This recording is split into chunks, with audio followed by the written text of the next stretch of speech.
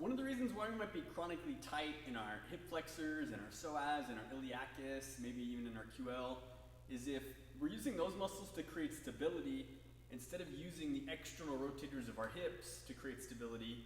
So if we get those stronger, then we might turn off these muscles that are being over fatigued. So one of the great ways to do that is to get a slingshot band, and I like to put it around your feet. That way you can also train some ankle stability. You're always going to be in a little bit of a squat so that we're turning on these muscles, the external rotators of our hip, and then we're going to try and make the band as wide as possible. So I'm going to do a little step in, still keeping some tension on the band, and then wide as possible. And I'll do 10 steps to the right, making sure the knees are tracking out over the toes and not collapsing in. So keeping those knees tracking out by externally rotating from the tibia. So I'll do 10 steps to the right, and then 10 steps to the left. And then after I do that, keeping the band as wide as possible, then I'll do 20 steps forward. And they're not like big, long forward steps, but we're really just keeping the band wide. And then 20 steps backwards, keeping the band as wide as possible to start. That's the first part. And the second part is we're going to come on our side, bring our knees at about a 90-degree angle, bands just above the knees, not too high, not directly on the knees.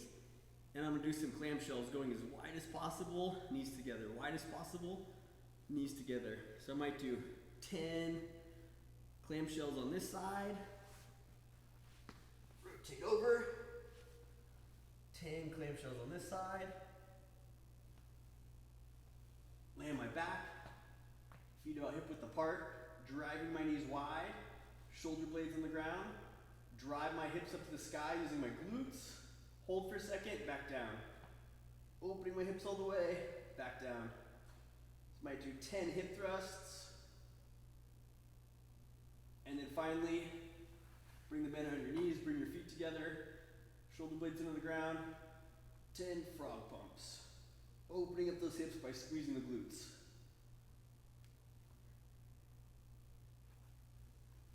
And then that would be one round. Then I go back to the clamshells. 10 clamshells on this side. 10 clamshells on this side. Feet hip width apart, shoulder blades together, driving those knees apart from each other. Squeeze the glutes. 10 hip thrusts. Band around the ankles, feet together. 10 frog pumps. That's 2 rounds. Band around the knees again, back on the side, 10 clamshells, switch sides, 10 clamshells, back on your back, feet shoulder width apart, knees wide, 10 hip thrusts, band around the ankles, feet together, shoulder blades on the ground, 10 frog pumps. And that'll really help work on getting your glutes to fire and strengthening the right muscles that should be creating the stability so that our hip flexors can not do work that it's not supposed to be doing, so that we're not so chronically tight all the time.